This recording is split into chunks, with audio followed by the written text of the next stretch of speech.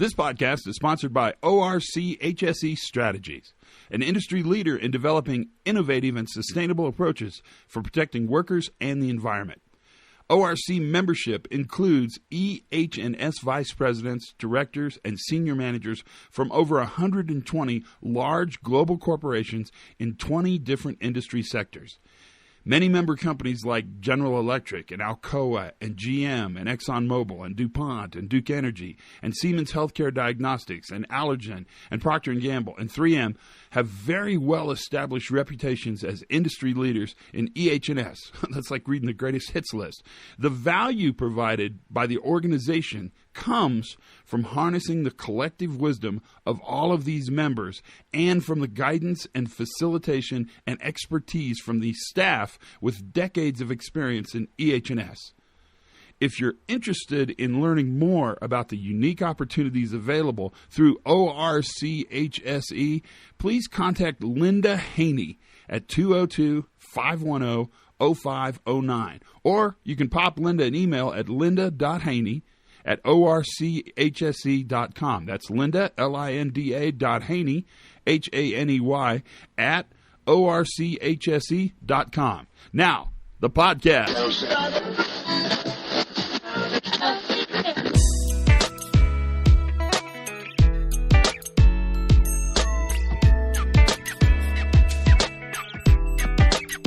Hey, everybody. Welcome to the Pre-Accident Podcast. I'm your host, Todd Conklin. Thank you for being you and also for listening and being a part of the podcast and doing all the cool stuff you do as a podcastarian, a podcasterist, a podcasterin, a podcastee.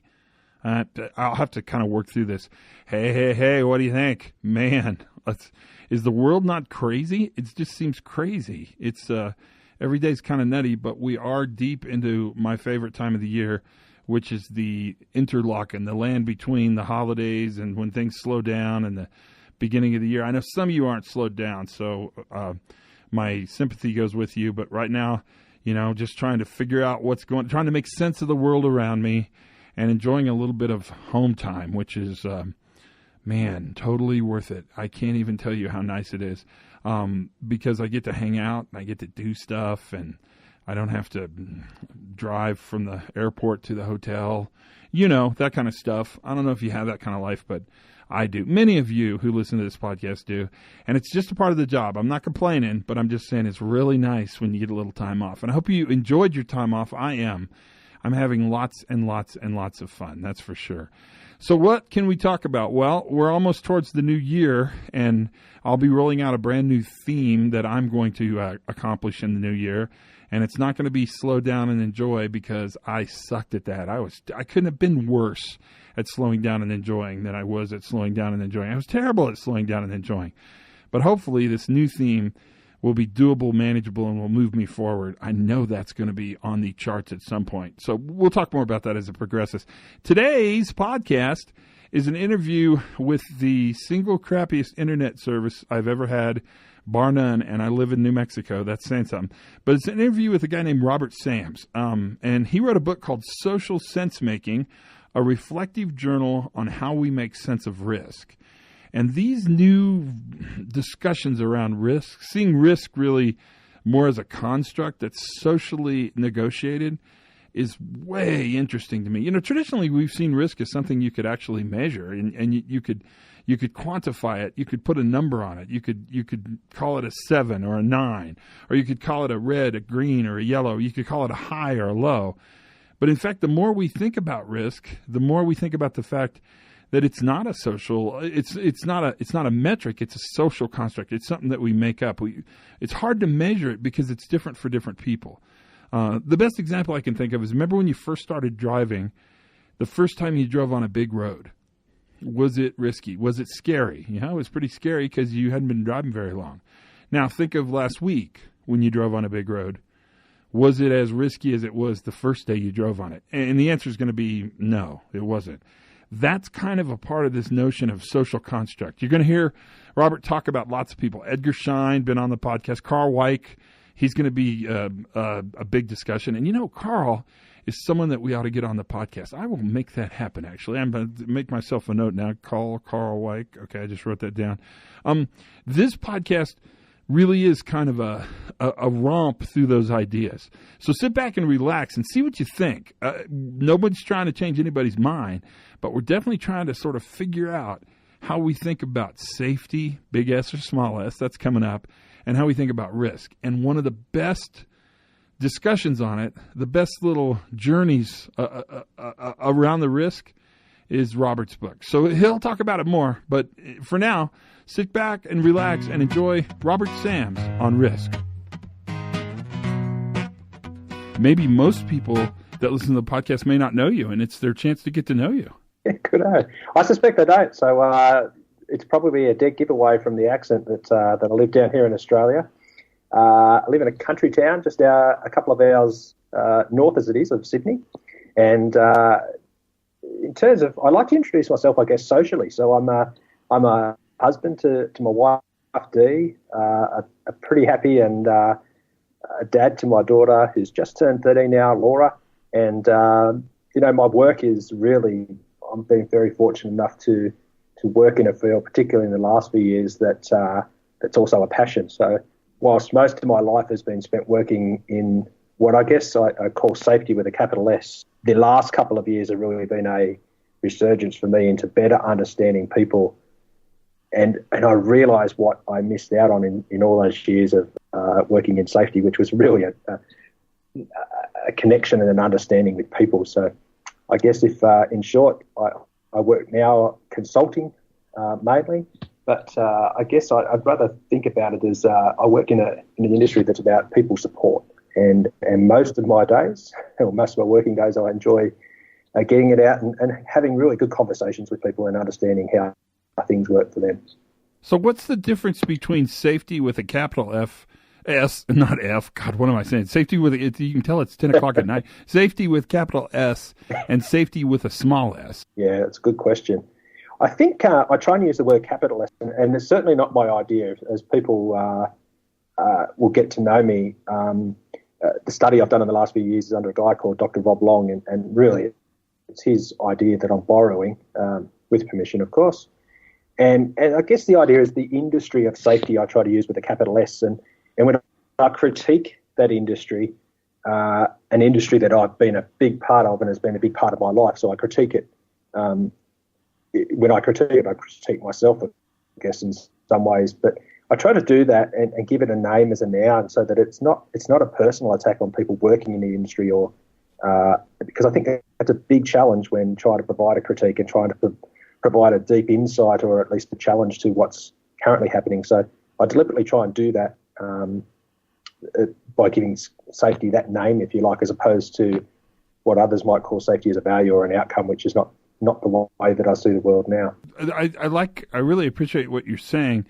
When you think about it and you think about the way safety's moving, what do you think is happening that's caused this kind of new invigorated discussion around safety really as a capacity, as something we do and manage in real time, as opposed to seeing safety as an outcome? What do you think caused this discussion? Look, I'd love to know the answer to that. And we were just talking a moment ago about Ed Kashine saying it's about coming to the realisation it's more about the questions and the answer. And I think that question comes with some answers that I've kind of worked through in the last few years, and it also has many more questions that I'm still trying to work out. But the answers, or maybe I prefer to think of them as what I've discovered, I think, is that it became overly focused, I think, safety, that is with a capital S, overly focused on objects, overly focused on viewing people as part of a system, and really, if I can give an indication of my training, which was a university training in safety, it was focused on the law, on sciences and on objects. And in a 6-year undergraduate degree, I learnt nothing about people and decision-making. And I really do think that there's a greater desire from those working in the industry now to better understand people, and recognising that most curriculums, most teaching in safety misses that, or at least the traditional approach to that has missed that understanding of people. And I think it's a huge gap. Do you think it's because the belief that the law itself doesn't make a system more safe, that's starting to sort of creep into the dialogue? Because I'm really curious about this, because compliance clearly matters. We have to have a standard. I mean, there's a standard by which we perform the work we do and a standard by which we expect people to perform the work they do. But I think the belief that somehow the standard was sufficient, that the standard would actually provide safety if you were legitimate, if you were law-abiding, then you would therefore be safe. And I think people are really struggling with the fact that you can be really law-abiding. You could have super low incident numbers and still have a catastrophic failure. Yeah. One of the great learning, maybe a better way to put it, a great pondering for me in recent years and realization is this whole idea of paradox and the fact that we have to constantly hold a paradox between being, if you like, using the word compliant, and at the same time being creative and innovative and if you like, risk. And I think we can get our heads around the fact that the two things need to coexist. We need to have a process, and in the language of safety differently, which I know you're familiar with, safety 1 and 2 coexisting, not one or the other or binary. And maybe there's a safety 3 and 4 and a safety 1.5. And I think we often make it sound so simple, and that binary thinking as opposed to just binary language, but the binary thinking, one thing has to be greater than or, of course, we have to give up or trade off, and that means that it's going to impact on innovation, on creating, on making mistakes, and on learning ultimately. But that oversimplification or that belief that there is a safety 1, safety 2, I can see where that's super attractive, and I can see where somebody maybe who's not as what's the word for it? Who's not thought about this as much. No, that seems elitist. Someone who's coming from the old view would see safety 2 as kind of a threat. How have you worked through the idea that this isn't a threat to compliance, that what you're talking about isn't saying compliance is bad and people are better? It's sort of a maturity of the way we see safety. Yeah, I think, one of the ways that I deal with that, I think, and sorry, the line just dropped there a bit, and I think I got most of your question. One of the ways I deal with that, I guess, is I've tried to drop safety from the language as best I can. And the reason that I do that is I try to think about risk. I try to think about decision making, and particularly the words trade-offs and then the associated byproducts. And that for me gets me thinking in a much deeper way about risk than just the idea. I think is that safety has got to is that it's either safe or not safe. And I know that's way too simplistic.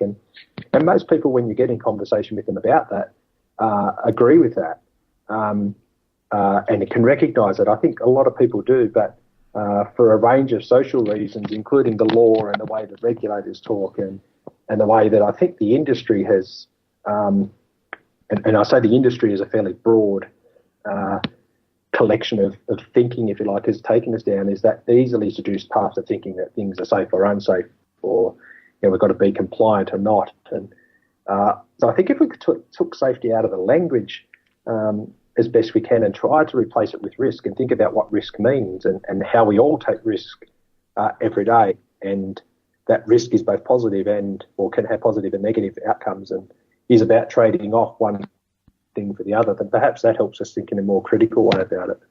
Well, how do you define risk? Isn't that a great question? I try to think of it as the effect of uncertainty, and I also try and think of words.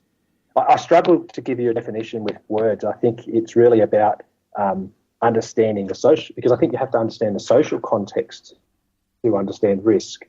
And I think we have to understand learning, which is often an outcome of risk. And so I usually use those words and prompt a conversation rather than try to spit out a sort of a one-sentence definition, if you like. I do provide a definition if needed, but I prefer it as a conversation, if that makes sense. Yeah, absolutely. Have the conversation. Let's hear it. Let's hear what you would say to us about this notion of risk. I think it's, I try to encourage that it's a subjective term, or I try to think myself at least that it's a subjective term. And so when the conversation turns to risk, it's about how do we have a holistic understanding of it? Because risk is often seen as what's faced in front of me, and I've got to make a decision about this or about that. But the reality is the things that impact my decisions about the things in front of me are mostly hidden, in our unconscious, and there's a range of social factors that impact on that decision. So if we just focus on risk as an object or as an activity, if you like, that behaviour-based safety tends to take us down that path of, I think we narrow our view of risk. And I think if we instead try to have a conversation like you and I are having here, and when we're talking about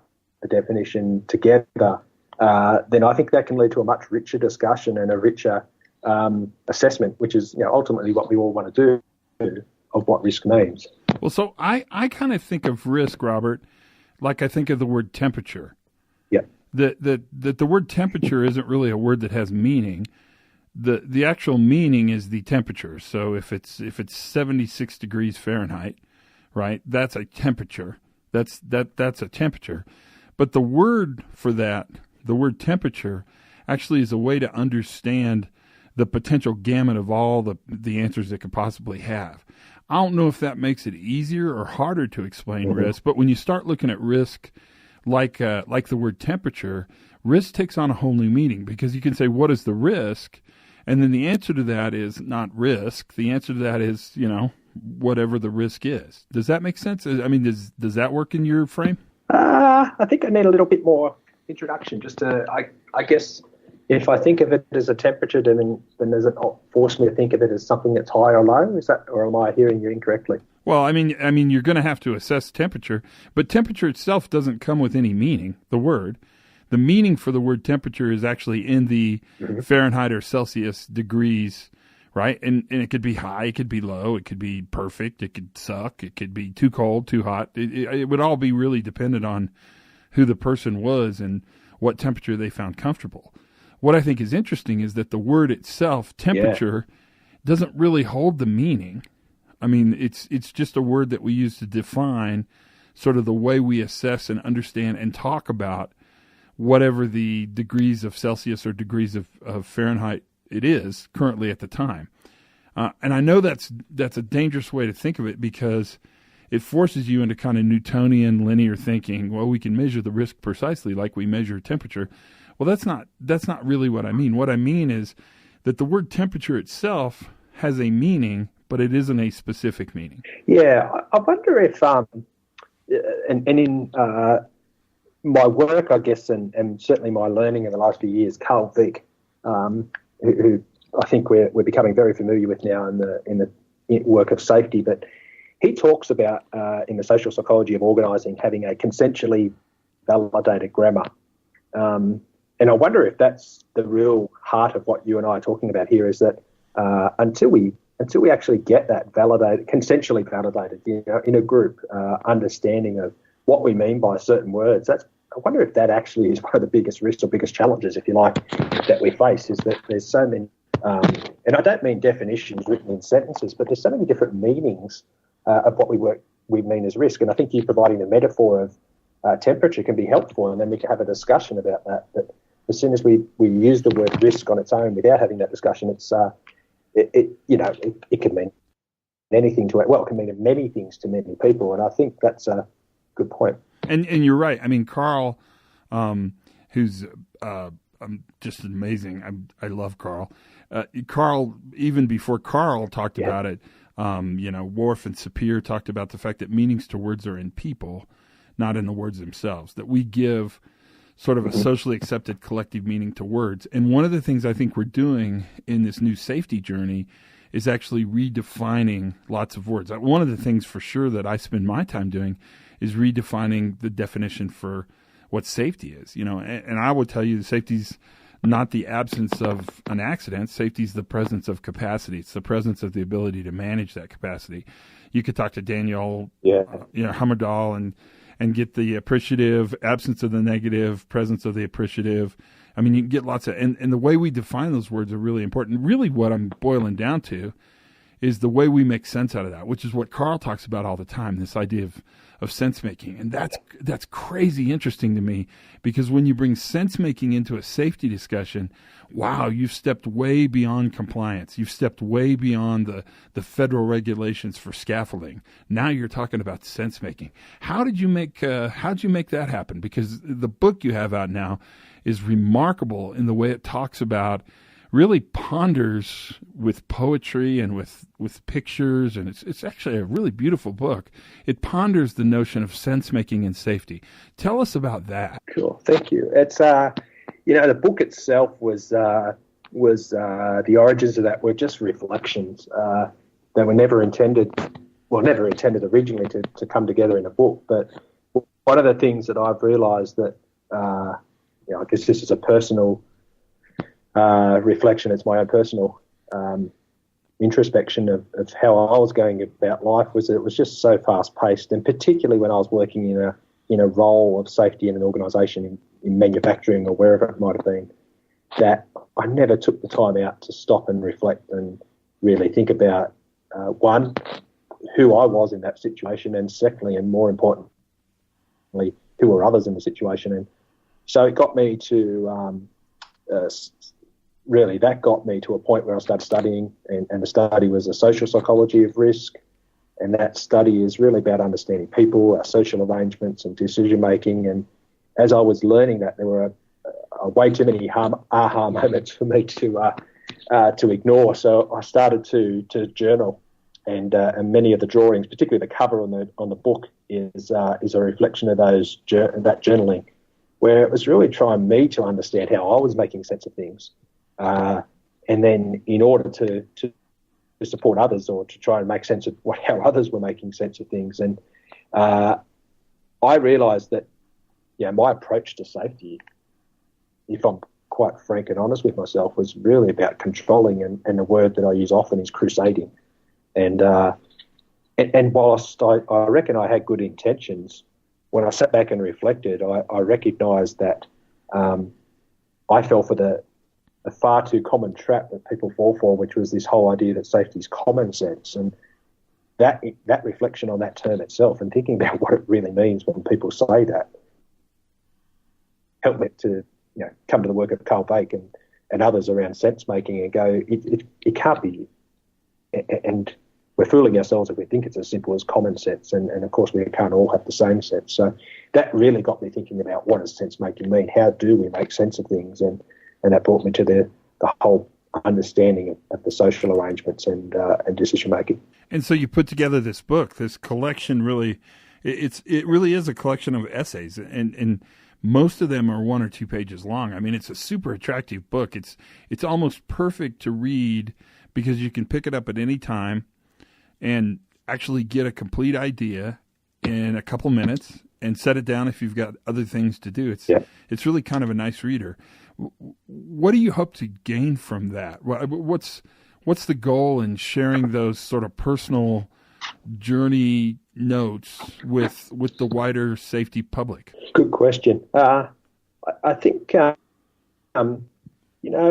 if this book creates the space for others to reflect, if it provides the motivation or supports the motivation for others to sit down and really reflect on our own ways initially, and then reflect on how we're interacting and how we're being with others, I'd be really stoked. One of the ways I start the book is a reflection of a great mate of mine, a school friend, and without going through the whole story, but Bevo, his name, he and I were great mates at school, but we were also the greatest of enemies from time to time. We loved to hate each other and hate to love each other. But the story that I tell is of his unfortunate death. And Bevo was atop of a moving train maintenance carriage, and it came across a bridge. And reflecting on Bevo's life, who died at the age of 27, was a great way for me to come to a realisation of some sense making. And ordinarily in safety we choose to tell those kind of stories and try and draw, well, certainly what I have done in the past is tell those kind of war stories with the intention of saying, hey, this is really serious, you should listen to this and you should act more safely.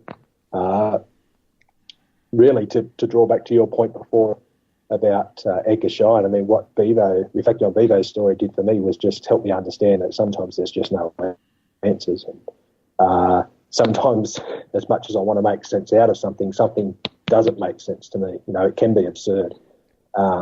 If I wanted to try and think about it in a rationalist, logicalist kind of way, the reality is that in 27 years, he probably did what most people would hope to do in their lifetime, and he had a pretty good life. And why he left the earth early, I got no idea. But reflecting on the life that he had has been quite an inspiration for me in the book. And I guess it's also led me to think that sometimes there are no clear-cut answers, and it doesn't mean we shouldn't stop asking questions though.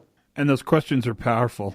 And I think that part of the journey, the whole book's really it's like, I don't know, it's like a drink of cold water. It's just a refreshing experience to read the book, because the whole book, you really move from sort of classical definitions, classical understandings of what a safe and stable system looks like, to a much broader, much more appreciative understanding of really what social sense making and how really safety is created. And it's created by groups of people, or by people doing work in real time, constantly addressing risk as risk moves back and forth in and out of the work they do. And I think that's quite remarkable. It's a real gift to the community. It's a great, great book.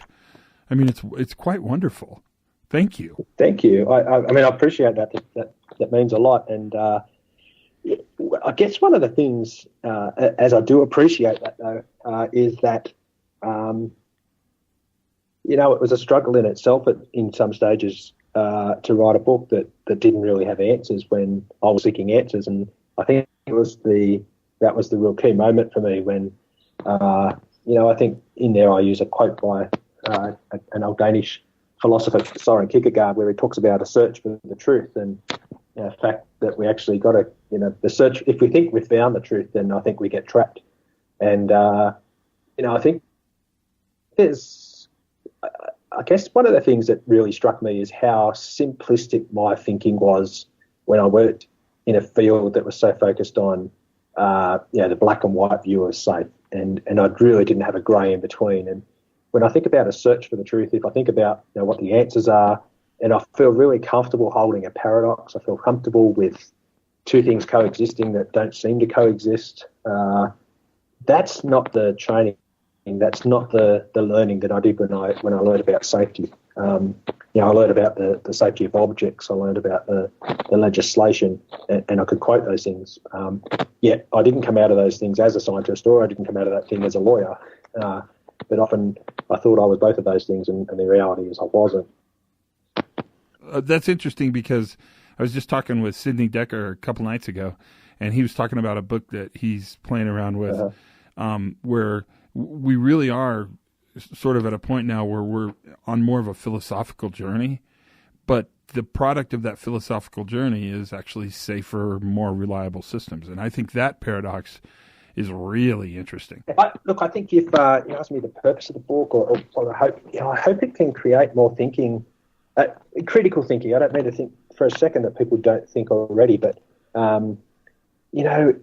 it's such a seduction, it's such a temptation to get into a world that we live in now that's so full of information, yet we have so much more information available, yet we're really not critically thinking about it. We take a snippet of this or a short YouTube clip and we think we've got knowledge, and sure, we might know something, but what have we really learned, and how do we critique things, and how do you do that if you don't take time out to reflect, and how do you do that if you don't really know yourself? And when I learned safety in the academy of university, there was no talk about ontology, about how we learn.